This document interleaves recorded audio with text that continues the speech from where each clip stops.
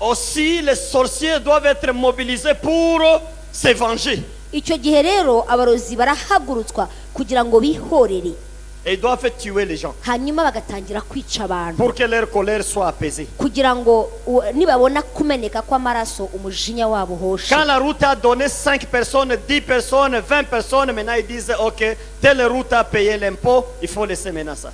noneho umuhanda wamara kugwamo abantu 5, 6, 7, 8, 9, 10 bariya bamaze kunywa amaraso bagahaga bakavuga ngo ni byiza umusoro w'amaraso watanzwe noneho imihanda bo bayikoresha.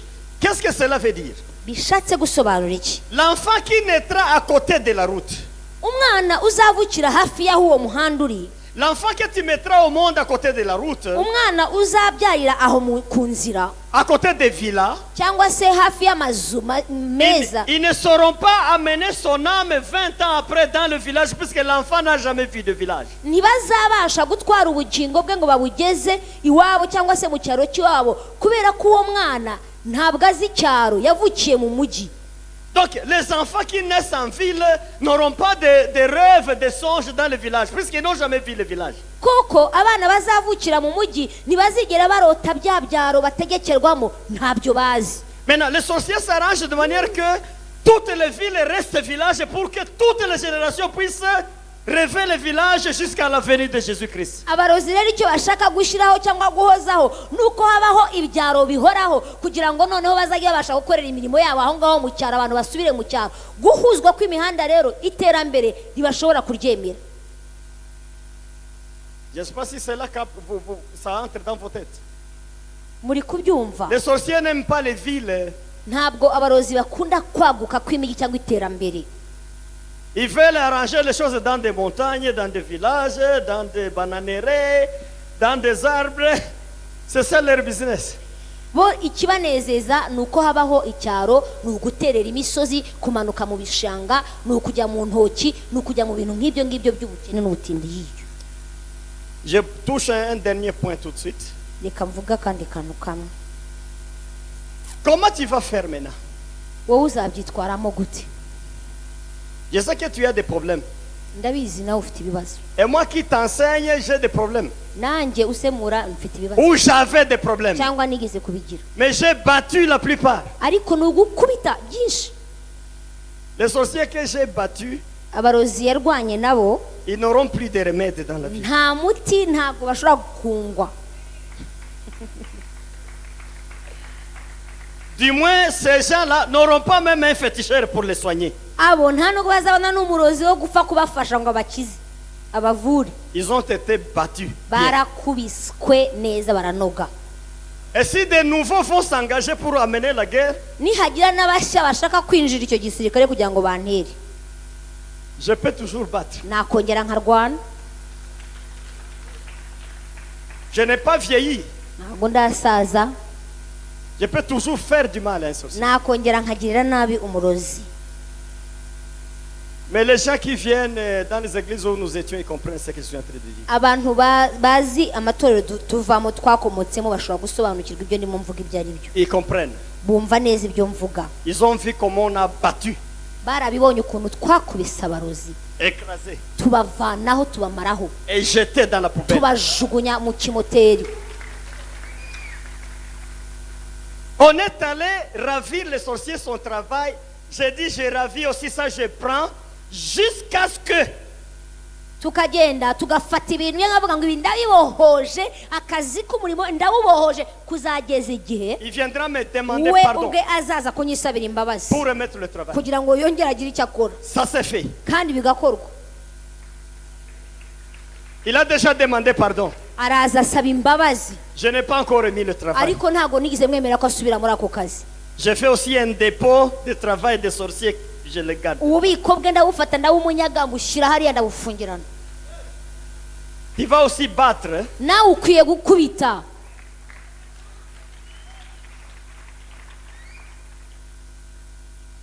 Maintenant tu vas me dire, mais comment je saurai tout ça? Je n'ai pas de yeux spirituels. ushobora noneho kumbaza ngo ubu si byo byose nzabisobanukirwa gute ko amaso yo mu mwuka ntayo? Nous ne faisons que commencer la leçon.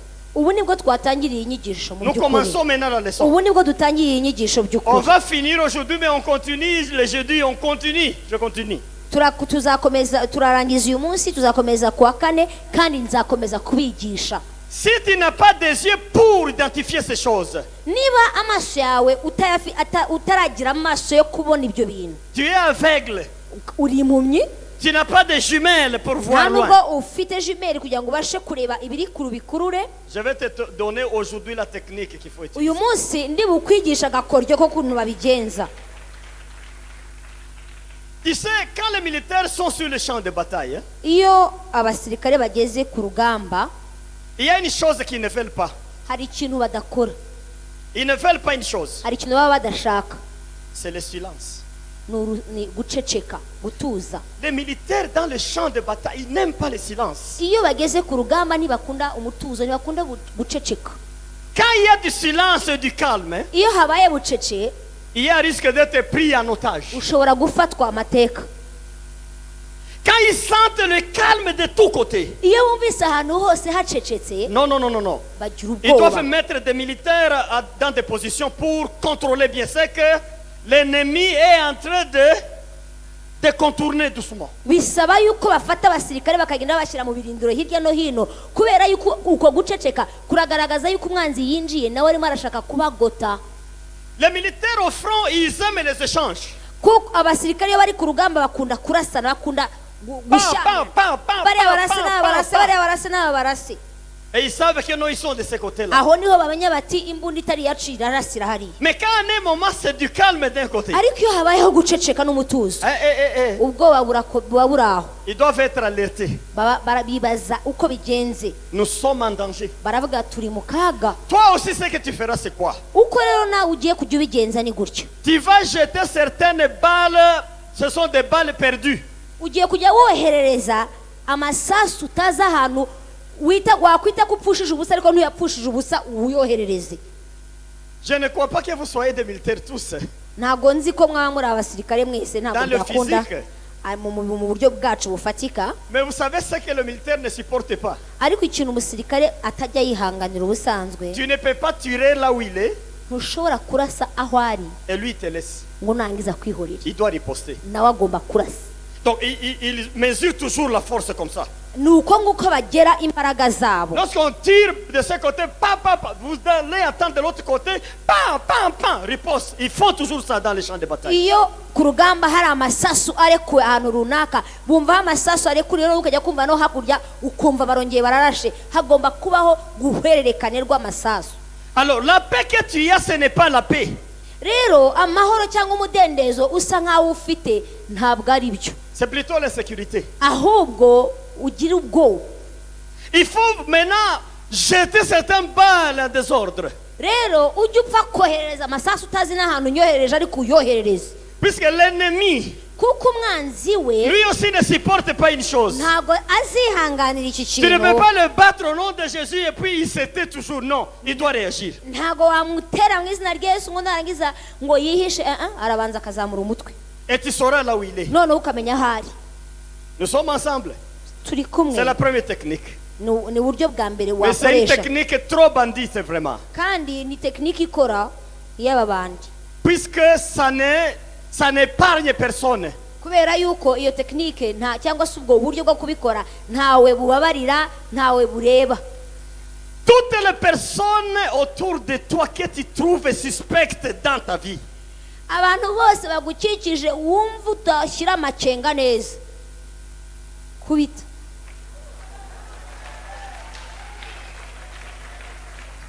il faut présenter un à un devant le viseur.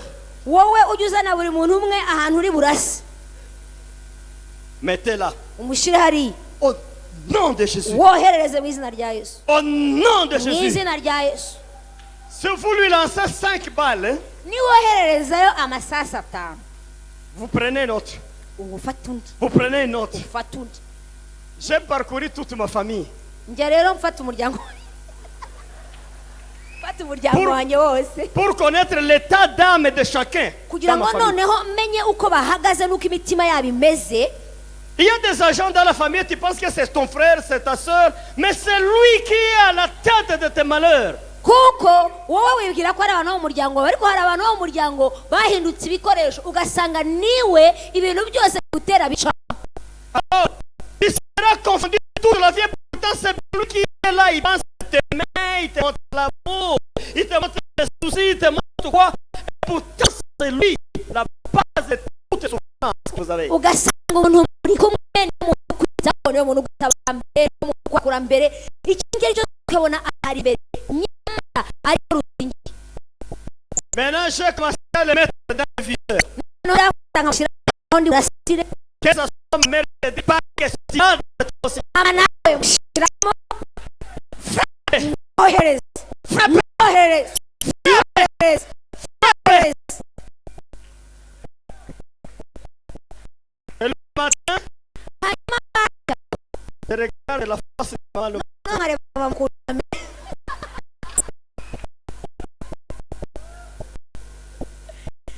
nkareba mu maso ko habeze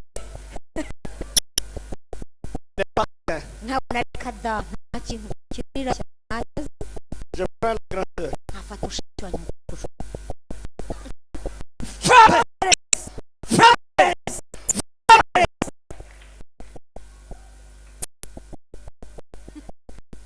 Je téléphone. telefone ngahamagara. Comment vous allez là-bas? Bravo, murakoma.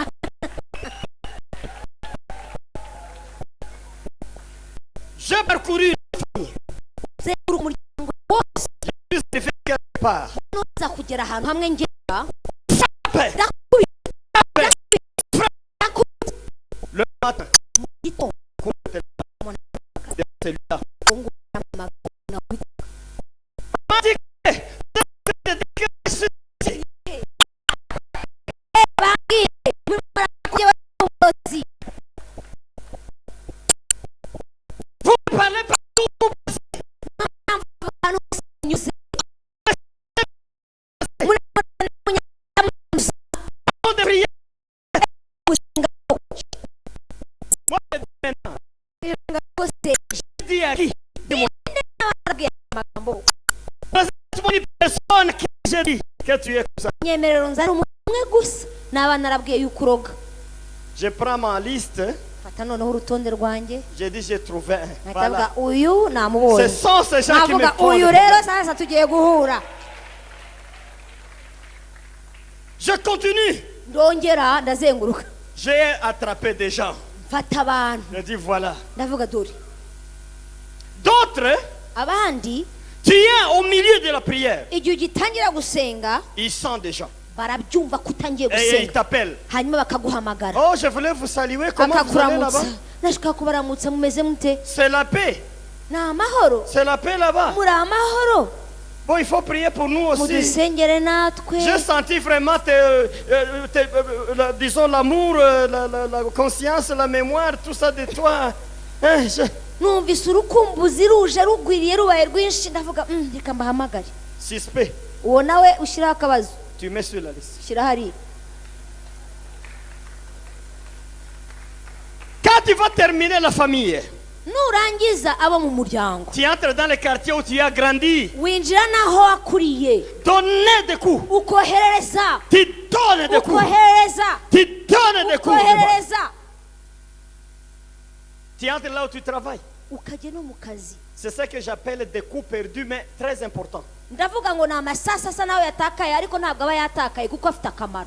Ça va te permettre d'identifier l'ennemi là où il se cache. akenshi bigufasha bigushoboza kumenya ahantu umwanzi wawe yihishe by'ukuri.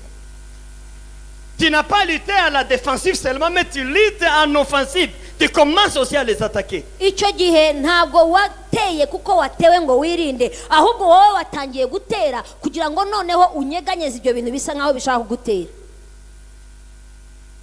Que Dieu soit loué. imana yacu nishimwe cyane. Ayez la foi dans ce que je vous donne comme enseignement. mwizere parole de ibyo Dieu. ndimo mbigisha mu ijambo ry'imana kuko niko imana ibivuga. Alléluia. haleluya. C'est la parole de Dieu. ijambo ry'imana. N'ayez pas peur de ces choses.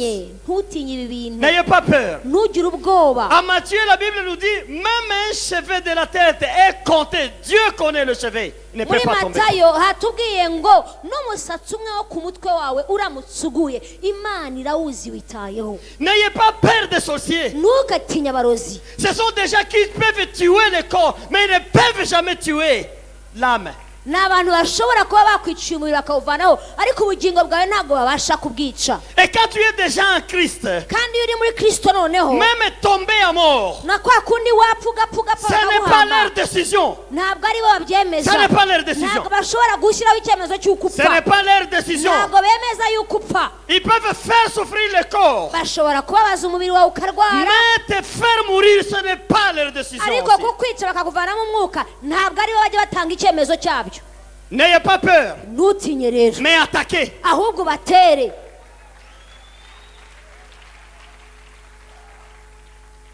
Alléluia. haleluya Alléluia. haleluya. Il faut attaquer. ni ugutera. Ce qui a eu beaucoup de résistance, si tu vas avec les enseignements que je vais donner, tu verras comment ça va maintenant se détracter. Ça va quitter aussi. bya bindi wagerageje gukuraho kuva cyagiye bikaba byaranze uyu munsi niwinjira muri ubu buryo bw'imikorere ndimo ndakubwira uraza kubona ibintu bigenda byicagagura. Tu sauras la source. uraza gusobanukirwa Et isoko quand tu connais la source, kandi iyo wamaze kumenya isoko tu as la moitié de la victoire déjà. uba ufite igice cy'intsinzi yawe mu biganza. Alléluia. haleluya Alléluia. haleluya Alléluia. haleluya. Dieu a dit ceci au serpent. imana ibwira inzoka itya Comme tu as trompé Adam et Ève, kuko wabeshye adamu na eva je vais mettre l'imité au milieu de vos descendants. ngiye gushyira urwango hagati yawe n'urubyaro La rw'umugore. descendance de la femme t'écrasera la tête. urubyaro rw'umugore ruzagukandagira umutwe. Et la descendance de toi, serpent, tu piqueras le talon de l'homme. nawe urubyaro rwawe ruzarya agatsinsino k'abana b'umugore. C'est Dieu qui dit ça. ni imana yabyivugiye. Mais il y a un bon exemple que j'aime. Hein? ariko hari urugero rwiza njya nkunda. L'exemple de Jacob. ni urugero rwa yakobo. Jacob est conçu dans le ventre de sa mère. yakobo yarasamwe yari mu nda ya nyina. Ils sont jumeaux bari impanga. avec Ésaü. we na esawu bari impanga. Mais quand Ésaü bouge dans le ventre de la mère, esawu anyeganyeze mu nda ya nyina s'il touche un peu monsieur Jacob, yakwegera gatoya yakobo. Jacob le frappe avec le talon. yakobo akamukubita agatsinsino. Ça c'est la Bible que je vous dis. bibiliya niyo yabitubwiye. Jacob n'a pas accepté un seul jour yakobo ntigize yemera na rimwe que son frère puisse le toucher dans ces endroits ici. ntabwo yigeze yemera na rimwe yuko mwene nyina amukora ku gatsinsino. Vous savez le sens du mot Jacob? muzi icyo yakobo bivuga? Dans l'hébreu, Jacob, c'est-à-dire talon. ubundi mu giheburayo bivuga agatsinsino. Talon. agatsinsino C'est ça Jacob. niko bivuga. Si on l'a nommé Jacob, kuba yariswe rero yakobo c'est puisque d'abord il protégeait son talon, icya mbere yarinze agatsinsino cye cyane. mais il utilisait ça pour battre celui qui veut le toucher là. ariko yanagakoreshaga kugira ngo yirinde wa wundi urimo ushaka kumukoraho. Maintenant, leur mère attendait des combats dans le ventre, des combats chaque jour, des combats, des talons avec la main, talons avec la main. Les deux hanyuma enfants. nyina agubwa nabi no guhora yumva abana barwana kandi yarabyumvaga ukubise inguma kumva ingume yawe kubita agatsinsino kuva agatsinsino.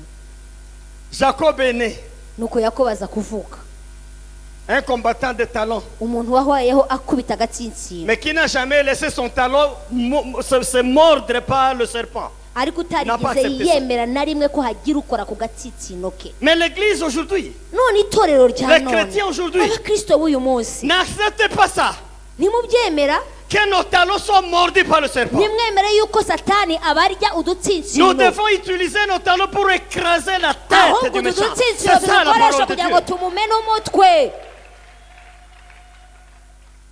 Qu'il soit loué notre Seigneur. imana ishimwe cyane. Qu'il soit glorifié. oh haleluya. Quand il amène sa tête pour mordre le talon, igihe yazanye umutwe we kugira ngo arye agatsitsino utilisez le même talon pour écraser sa tête. ako gatsitsino nawe ujye ugakoresha kugira ngo umume n'umutwe.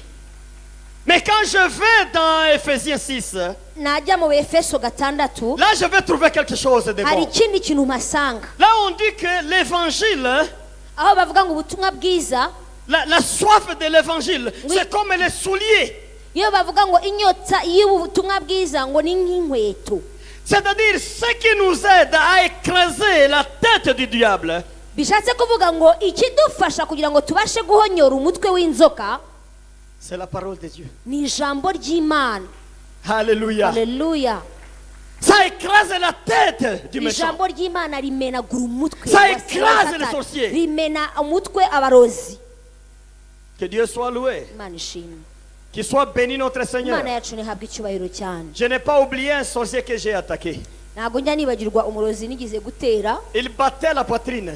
yakubitaga mu gatuza, Il a opéré beaucoup d'années. yakoze mu gihe cy'imyaka myinshi cyane. J'ai pris la décision de l'attaquer aussi. noneho ndavuga rero ngiye kumutera nanjye. Je l'ai attaqué. ndamutera Je l'ai attaqué. ndamutera Je l'ai attaqué. ndamutera Je l'ai attaqué. ndamutera. Même dans le spirituel, no mu mwuka elle fuyait maintenant. yatangiye kujya ahunga, Elle fuyait. tangira kujya Quand ahunga. tu commences à prier, natangira gusenga tu la vois à distance en train de fuir. nkamubona kure agenda. Elle a construit des caves. yari yarubatse utuzu. C'est là que j'ai su qu'ils ont des caves aussi, des forteresses pour se cacher. yari yarubatse, yari yariyimbye ubuvumo. aho niho namenye yuko bagira ubuvumo bwo guhungiramo.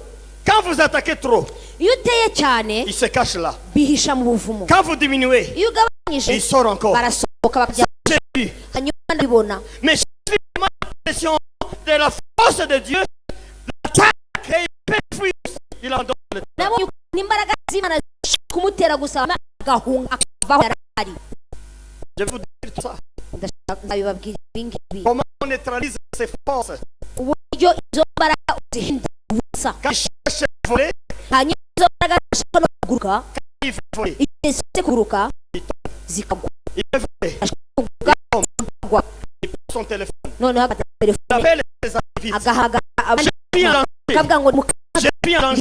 kaga, Je suis en ni danger. mu kaga. L'autre vient secourir. noneho abandi baza Ne gutabara, laisse pas ariko continuer.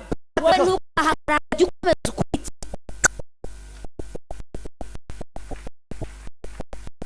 Alléluia. Amen.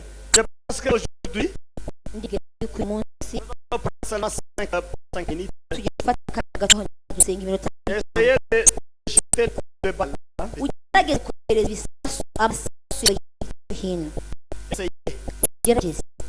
N'amène pas des sentiments charnels à quelqu'un. ntuzane umuntu w'inkundo utereke hasi. Ne dis pas que non, ma mère, elle, non, je ne peux pas. Non, oya, ibintu byose ubishyire ku ruhande. mama ku ruhande, papa ku ruhande, mon umwana papa, non.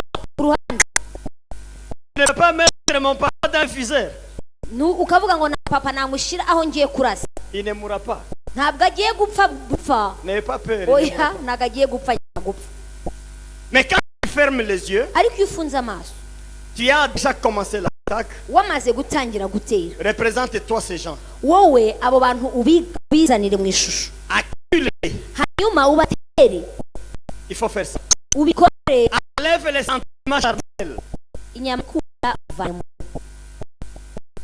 Risque d'avoir un sentiment et c'est pourtant lui maintenant qui est. ushobora gutinda ukunze, ushobora gusanga ukumaze. Que Dieu vous bénisse. Imana ibahe umugisha. Alléluia. Haleluya.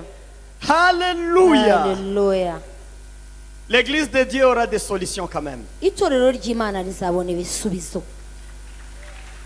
Les chrétiennes auront des solutions de Dieu. abakristo bazagera aho babona ibisubizo by'Imana. Vous aurez des solutions. muzagera aho mubona ibisubizo by'Imana. Alléluia. Vous aurez des solutions. muzagera aho mubona ibisubizo. Et là, vous saurez que ce n'est pas Dieu qui permettait ça. hanyuma nimubona ibisubizo muzasobanukirwa ko atari Imana yari yarabyemeye bya C'est pas Dieu. ntabwo Imana yemera ibintu Vous nk'ibi saurez que ça n'était pas Dieu. uzabimenya yuko Imana itari yarabyemeye Ça ibyo n'était bintu pas Dieu. ntabwo Imana iteza ibibazo Ce sont les gens, ahubwo abantu les sorciers, abarozi qui faisaient ces choses. bakoraga ibintu bisa bityo Vous saurez. muzabimenya Et vous allez aimer Dieu encore hanyuma davantage. muzakunda Imana kurusha uko Vous muyikunda allez l'aimer. muzakunda Imana cyane Alléluia. Alléluia. Haleluya. Mais s'il arrive qu'au milieu de nous aussi il y a un sorcier, par exemple, niba noneho na hano mu iteraniro hari umurozi qui est conscient de la sorcellerie, akandi akaba abizi neza ko ariko kazi ke il faut te repentir seulement. icyagufasha ni uko wakwihana Tu peux te repentir. wakwihana Tu peux te repentir. En wakwihana fait, la puissance que vous avez, c'est une puissance trop limitée. C'est kuko trop imbaraga petit. ufite witwa ko ufite ni imbaraga nke cyane Vous avez beaucoup opéré puisque les chrétiens ne savaient pas. mwarakoze mu minsi yashize kuko abakristo bari Mais quand batarabamenya les chrétiens se réveillent, vous allez mourir. ariko abakristo kuko bakangutse murapfuye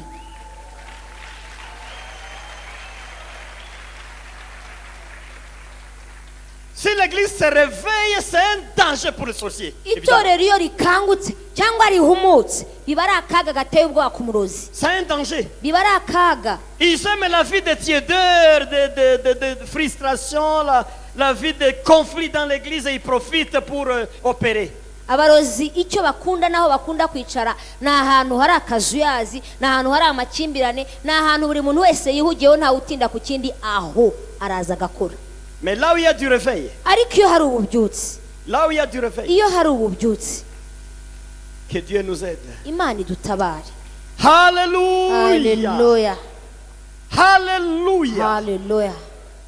haleluya Alléluia. haleluya Vous savez, nous avons attaqué à un moment, twigeze gutera rimwe je me rappelle, ndabyibuka vous voyez quelqu'un.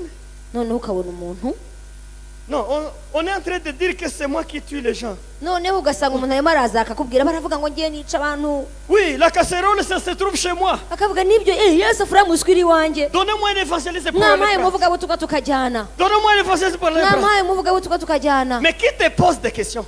noneho ukibaza ninde uri kumubaza Personne ne t'a posé la ntawe question. uri kumuvugisha Personne ne t'a demandé de parler. ntawamubajije aho yabishyize Mais elle-même, la folie. ariko arimo arivugisha On est en train de dire que c'est barimo moi. barabivuga Mais venez maintenant, on va mwaje aller prendre. tukagenda Elle-même. we yivugisha ubwe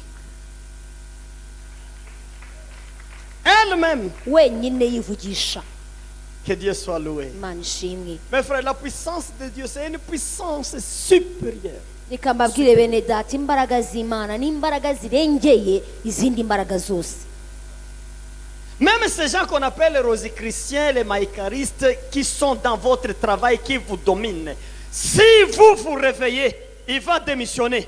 Vous allez rester là. n'abo bantu bitwa yuko ari abarozi christian abaflamason abamayikari abo ngabo mukorana nuhaguruka ugasenga ntabwo bazabasha kwicara ahantu uri bazabivamo Quand vous l'affrontez, iyo uhanganye vous nawe frappez. Je vais vous dire tout ça, d'autres enseignements vont venir. Je vais vous dire comment les nzabibabwira mu frapper. nyigisho zizaza Il va mettre la démission, il va partir. arandika agasezera mu kazi kubera ububyutse bwawe gusa